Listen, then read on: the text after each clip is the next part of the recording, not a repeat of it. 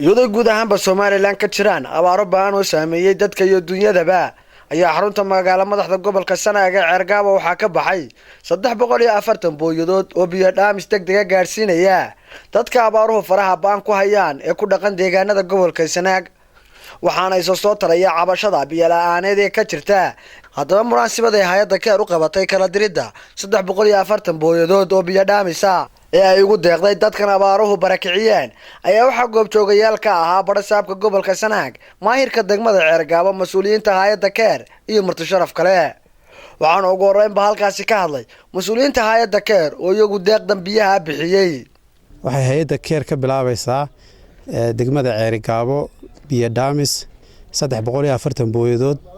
ayaan u qaybin doonaa 26 goobood oo degmada Cergaabo maanta marka waa xafladii aan ku kala direynay booyadaha aan kaga qayb qaadanayno abaaraha wadanka ka jira markana waxa halkaasi ka hadlay isuduwaha wasaaradda biyaha gobolka Sanaag ugu dambeyn 340 booyadood oo biyaha degmada Cergaabo waxaynu aad iyo aad baan ugu mahadnaqaynaa waxaan intaa ku darayaa waxa joogta madaxdii oo dhan waxaan leenahay Ilaahay roobna si gacantaada lagu kaaftoomaa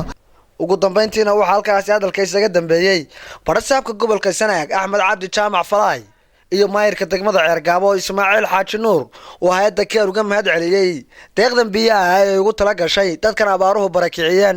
waxaan leenahay Ilaahay raxmad degdega oo sariicana Ilaahay uu nasiixa qadir qafur raxiim amiin Ilaahay noo soo dedeji oo abaarta naga saar amiin ya arhamar rahiim dadweynaana waxaan leenahay wala la bariga caadada aynu Ilaahay bari jiraan barino Ilaahay weydiisano oo Ilaahay barino oo Quraan badan aqrino oo sunni maadno xaflada sameeyno ayaan leenahay ummadda inta markaa ka gudbo hay'adda Care International mahad ballaaran baan u jeedinaynaa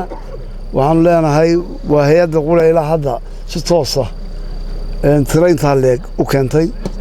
340 booyadood maanta na siiyay gobolka Sanaag gaar ahaan degmada Cergaabo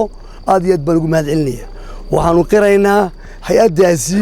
marka horena gobolka inay ka tahay hormuud inay ka tahay waxqabadka horumarinta dhismayaasha iyo taakulooyin badan oo kala gedisan inta tan waan u qaylin in badan baan la hadalnay cidda kaliya noo dhigan nuglaatay ee run ahaantii ajiibtay maxaan ilaahayna noo soo sakhiray way baaqayga hore baaqin dambe oo ka daba geynayna biyaha loo baahan yahay raashinka loo baahan yahay yacni insha Allah waxaan leenahay war ku qaar kalena noo keena hadii alla idmo barkhad maxamuud gadi telefishinka caalamiga ee Soomaaliland News TV magaalada Cergaabo